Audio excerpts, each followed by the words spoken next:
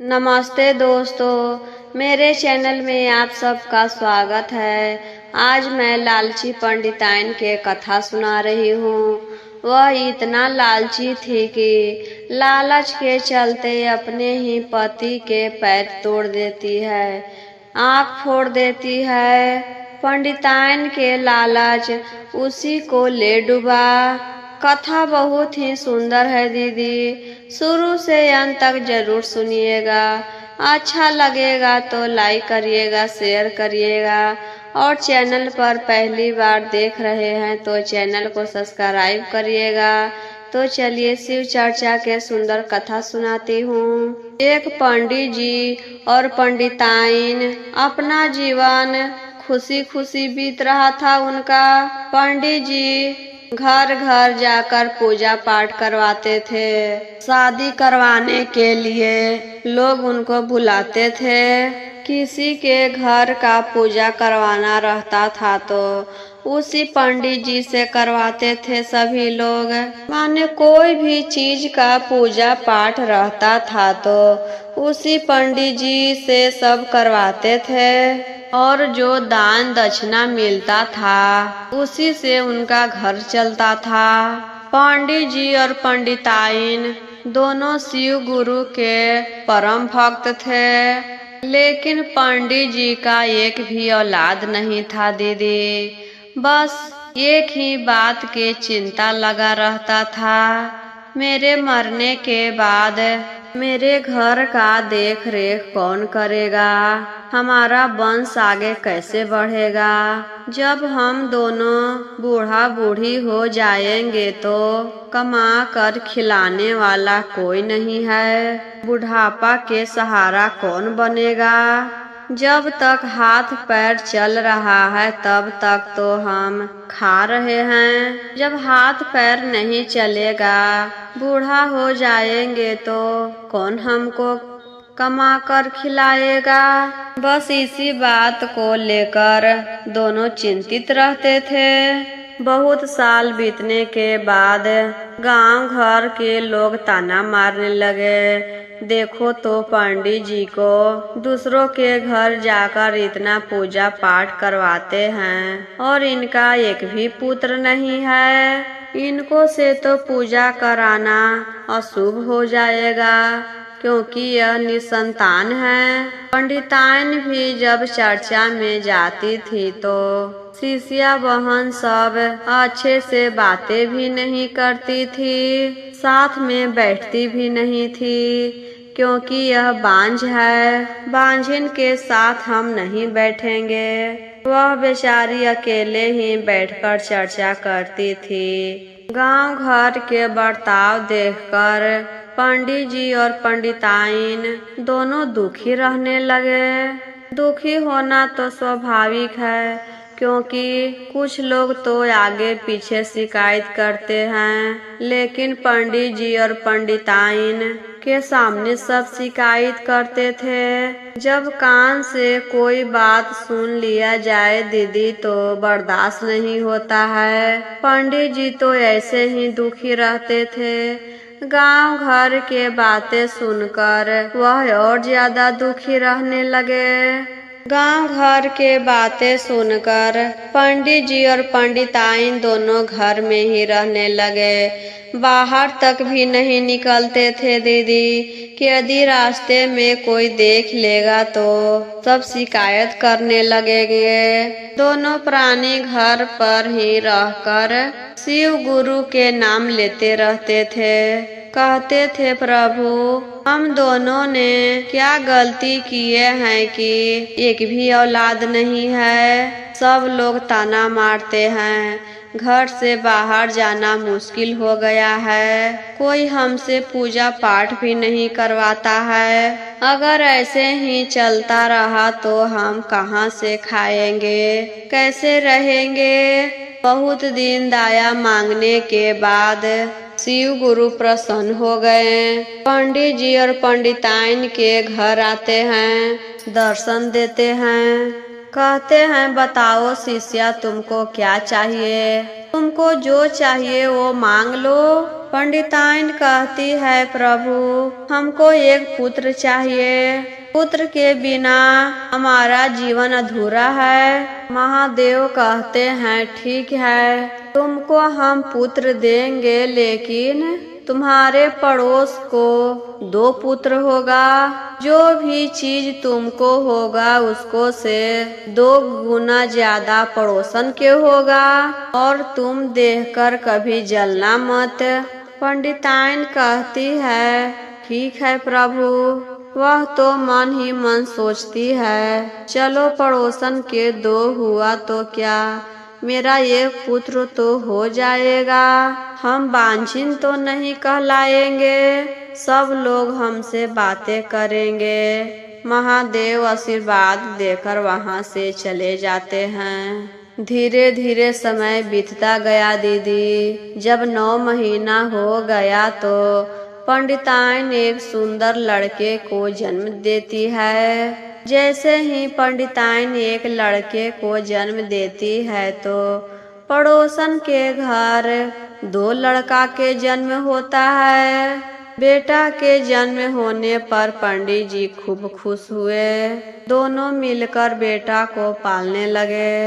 एक दिन पंडिताइन कहती है, हमारा तो पुत्र हो गया और यह बड़ा भी हो रहा है। हम झोपड़ी में बहुत साल गुजार लिए, अब धीरे धीरे करके पक्का के घर बनाइए।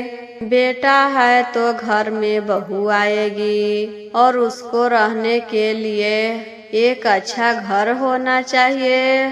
हम तो अपना जीवन झोपड़ी में बिता लिए हैं, लेकिन अब के लड़की झोपड़ी में भला कैसे रहेगी। आप पक्का के घर बनाइए और उसी में हम तीनों रहेंगे। पंडित जी कहते हैं कि ठीक है। पंडित जी अपने लिए एक सुंदर पक्का के घर बनवाते हैं। तभी दूसरे तरफ पड़ोसन के 2 सुंदर पक्का के घर बन जाता है। पंडिताइन तो यह सब देखकर बहुत जलने लगी दीदी। उसके मन में लालच आ गया। पंडित जी से कहती है, देखिए तो जरा, मेरा एक पक्का का घर बना है और इसके 2 पक्का के घर बन गया।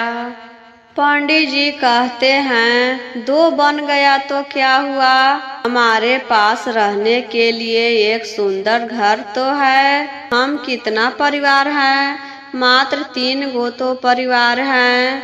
और तुमको याद नहीं है महादेव क्या बोले थे कि जो हमारे पास 1 होगा वह पड़ोस के पास 2 होगा। हमारा एक पुत्र हुआ तो पड़ोसन के 2 पुत्र हुआ। हमारा एक घर बना तो पड़ोस के 2 घर बन गया। तुम बहुत लालची हो गई हो। जब तुमको ऐसा करना ही है तो महादेव के शर्त क्यों मानी थी। तुम्हारे वजह से ही पड़ोस को इतना हो रहा है। लालच नहीं करना चाहिए। हमारे पास जितना रहता है उसी में खुश रहना चाहिए। पंडिताइन कहती है, हमको से यह देखकर बर्दाश्त नहीं हो रहा है, हमको कुछ करना पड़ेगा। सोचते सोचते पंडिताइन कहती है, दीदी पंडित जी से, ये जी आप एक काम करिए, अपना एक पैर तोड़ लीजिए। आप अपना एक पैर तोड़ेंगे तो पड़ोस के 2 पैर टूट जाएंगे। पंडित जी कहते हैं, यह तुम क्या बोल रही हो। पड़ोस के बूढ़ा चाहने के लिए हम अपना एक पैर तोड़ लें। हम अपना एक पैर तोड़ लेंगे तो कैसे कमाएंगे। हमारा घर फिर कैसे चलेगा, कैसे खाओगी। हम ऐसा काम कभी नहीं करेंगे। पंडिताइन कहती है, एक पैर टूटेगा तो क्या होगा, एक पैर से तो चलिएगा, एक पैर से ही कमा लीजिएगा और हम लोग खा भी लेंगे। आपका एक पैर टूटेगा तो पड़ोस के 2 पैर टूटेगा, वह कैसे चलेगा? वह तो बिल्कुल नहीं चलेगा, और आपको तो 1 पैर रहेगा ना। पंडित जी कहते हैं जो तुमको ठीक लगे वही तुम करोगी।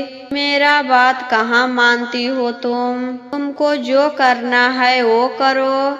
फिर पंडिताइन घर में से एक लाठी लाती है और पंडित जी के पैर पर जोर से मारती है, तो पंडित जी का पैर टूट जाता है। पंडित जी का पैर तो मारकर तोड़ देती है और कुछ नहीं करती है, और दौड़ी दौड़ी जाकर पड़ोस को देखती है।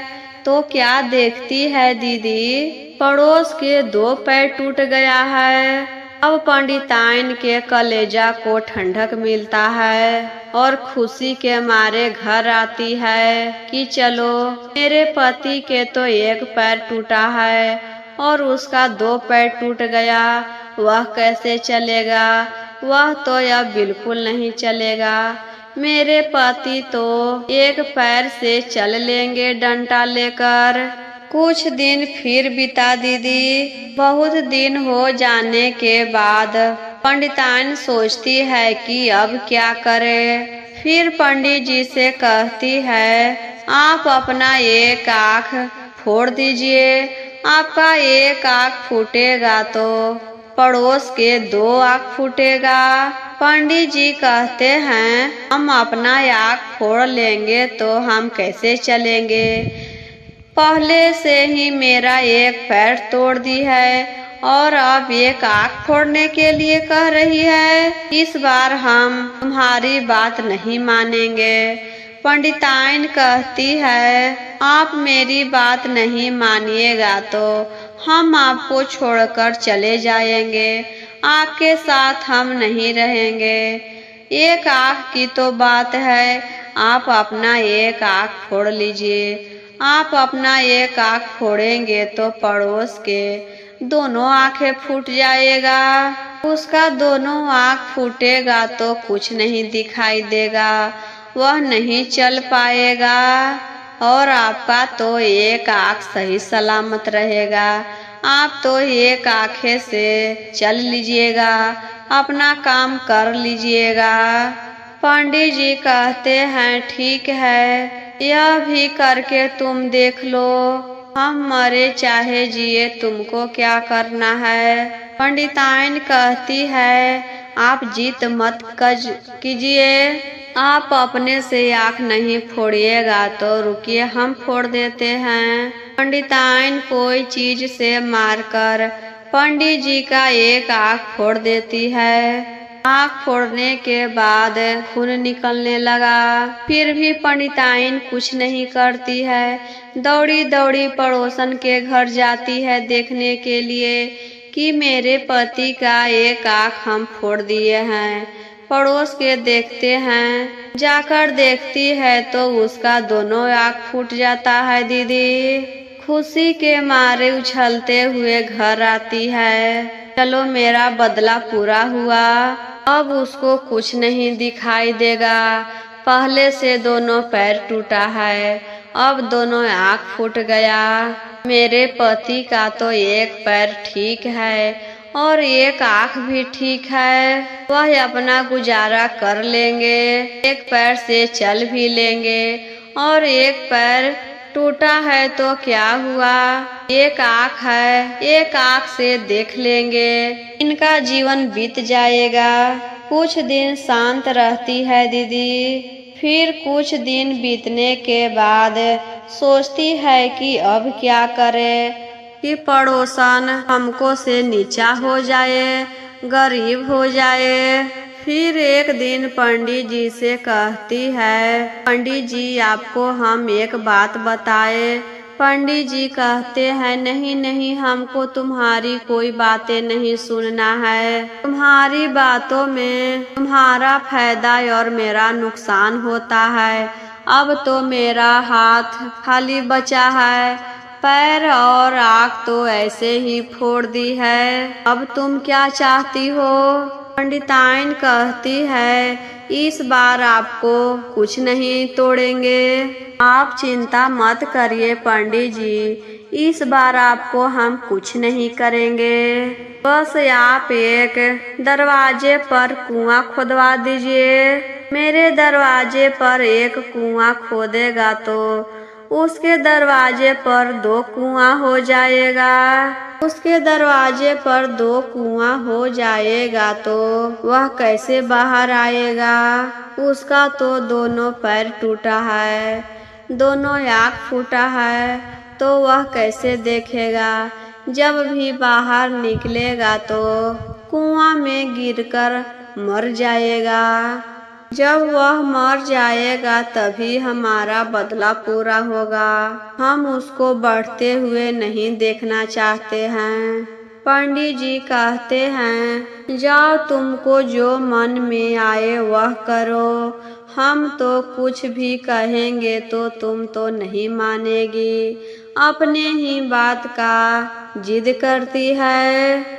जब हम मर जाएंगे तभी तुमको शांति मिलेगा। पंडिताइन जैसे भी मंगवाती है और कुआं खुदवा देती है अपने दरवाजे पर। जैसे ही उसके दरवाजे पर एक कुआं खोदाता है तो अपने आप पड़ोसन के घर 2 कुआं खोद जाता है। उसके दरवाजे पर 2 कुआं हो गया। फिर वह देखने जाती है कि उसके दरवाजे पर 2 कुआं है तो वह कैसे बाहर निकलेगा। जाकर देखती है तो उसी कुआं में वह गिरकर मरा हुआ है। वह तो बहुत खुश हुई, सोचती है महादेव हमको बुड़बक समझ रहे थे कि मेरे पास जो होगा उसके पास दोगुना होगा। हमको दिमाग नहीं है, हम अपना एक नुकसान करेंगे तो उसका दोगुना नुकसान हो गया। अब हमको कुछ करने की जरूरत नहीं। खुशी के मारे घर आने लगी।